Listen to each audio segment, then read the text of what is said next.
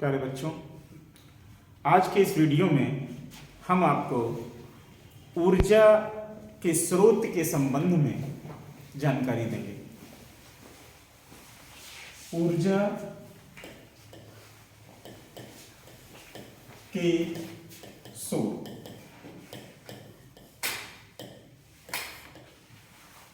ऊर्जा के स्रोतों को समझने के लिए पहले हमें समझना पड़ेगा कि ऊर्जा क्या है। जैसा कि हम पहले पढ़ चुके हैं कि ऊर्जा किसी वस्तु के कार्य करने की क्षमता को ऊर्जा कहते हैं। कार्य करने की क्षमता ऊर्जा है। दूसरा पक्ष हम ऊर्जा के बारे में यह भी जानते हैं, ऊर्जा संरक्षण के नियम के अनुसार ऊर्जा न तो उत्पन्न की जा सकती है और न ही नष्ट की जा सकती है। अगर ऊर्जा न तो उत्पन्न की जा सकती है और न नष्ट की जा सकती है तो हमें उसके सीमित उपयोग की आवश्यकता क्यों है? इसी बात को हमें समझना होगा। जैसे कि मान लिया हम कोई मोमबत्ती ले लेते हैं और जब हम एक मोमबत्ती को जलाते हैं तो मोमबत्ती जलाने से जो ऊर्जा उत्पन्न होती है वह ऊर्जा प्रकाश ऊर्जा के रूप में परिवर्तित हो जाती है। कुछ ऊर्जा ऊष्मीय ऊर्जा के रूप में परिवर्तित हो जाती है और मोमबत्ती जलने के बाद अंत में कुछ पदार्थ मोम के रूप में मिल जाता है। अगर हम इन तीनों चीजों को जोड़ सकने में सक्षम हो पाए, प्रकाश ऊर्जा जो निकल गई, ऊष्मीय ऊर्जा जो निकल गई और जो मोम बचा, क्या हम इन सभी ऊर्जाओं को एक साथ जोड़ करके पुनः मोमबत्ती बना सकते हैं? ऐसा संभव नहीं।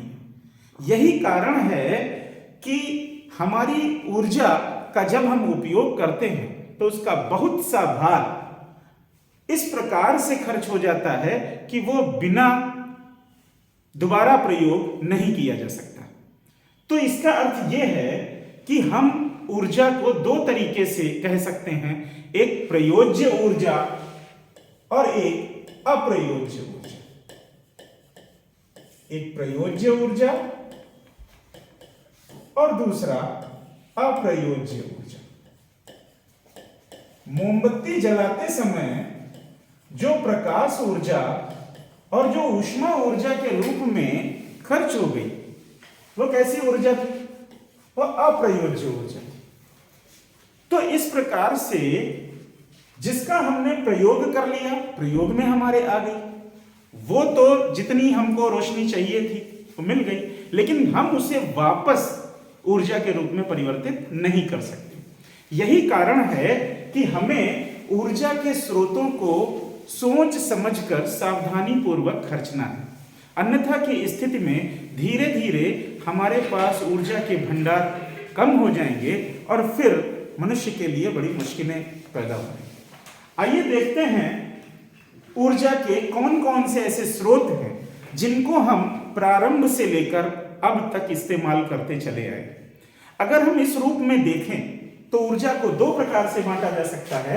एक तो परंपरागत ऊर्जा स्रोत,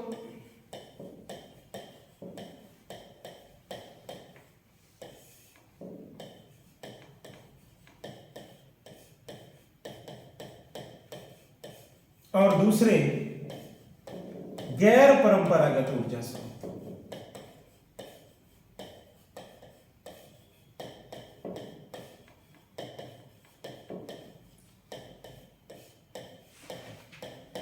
सबसे पहले हम चर्चा करेंगे परंपरागत ऊर्जा स्रोत के बारे में। तो परंपरागत ऊर्जा स्रोत के रूप में जब हम चर्चा करते हैं तो हम पाते हैं परंपरागत ऊर्जा स्रोत आप देखते हैं कि मनुष्य के प्रारंभ से ही लकड़ी, पशुओं से मिलने वाले प्रोडक्ट जैसे कि गोबर से बने हुए उपले,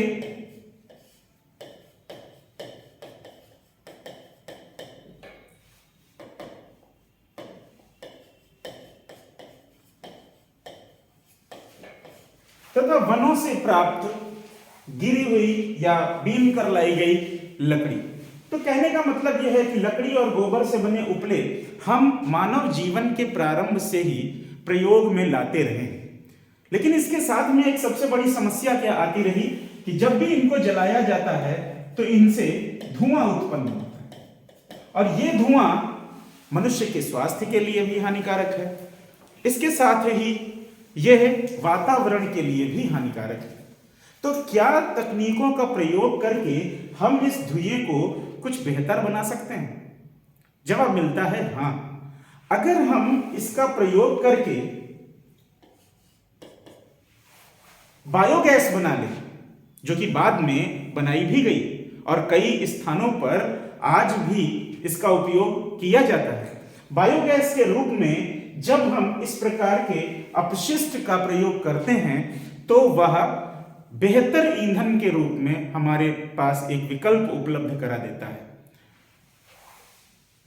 लकड़ी, गोबर से बने उपले और इनको धुआं रहित ईंधन बनाने के लिए बायोगैस, इन सभी को हम एक प्रकार से, लकड़ी, गोबर या इन सभी को हम एक प्रकार से जैव मात्रा कह देते हैं। जैव मात्रा या इंग्लिश में इसको कह देते हैं बायोमास। तो बायोमास का उपयोग करके हम क्या बना सकते हैं? बायोगैस। अब यहां पे एक चीज समझनी होगी कि बायोमास के रूप में जो हमारे पास ईंधन है वो परंपरागत ईंधन है, लेकिन बायोगैस के रूप में हमारे पास जो ईंधन है वो नवीकरणीय ईंधन के रूप में माना जाता है, यानी रिन्यूएबल एनर्जी। एनर्जी का वो स्वरूप, ऊर्जा का वह स्वरूप जिसे हम पुनः नया कर सकते हैं। तो नवीकरणीय ऊर्जा, अक्सर ये कंफ्यूजन रहता है कि जो परंपरागत ऊर्जा स्रोत हैं क्या वे सभी अनवीकरणीय हैं? तो ऐसा नहीं है। परंपरागत ऊर्जा स्रोतों में भी बहुत से नवीकरणीय ऊर्जा स्रोत हैं जिनका हम इस्तेमाल परंपरा के रूप में कर रहे हैं। जैसे हम बिजली बनाने का कार्य लंबे समय से कर रहे हैं। तो बिजली बनाने का कार्य लंबे समय से करने का मतलब यह है कि विद्युत ऊर्जा संयंत्र,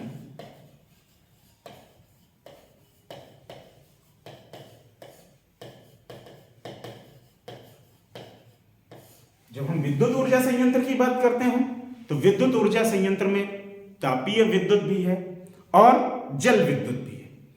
ताप विद्युत संयंत्र, जल विद्युत संयंत्र, ये सभी हमारे परंपरागत ऊर्जा के स्रोत हैं। किंतु जल की उपस्थिति पृथ्वी पर अधिक मात्रा में है।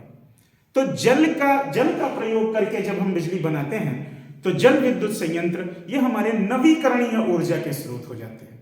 तो इस प्रकार से बिल्कुल क्लियरली हमें यह समझना है कि परंपरागत ऊर्जा स्रोत वे स्रोत हैं जिनका इस्तेमाल हम पिछले लंबे समय से करते चले आ रहे हैं और जिनको हम अच्छी तरीके से अगर इस्तेमाल करें तो मानव जीवन, चलिए कट कर दीजिए, इसको ब्रेक कर लेंगे वहां पे कुछ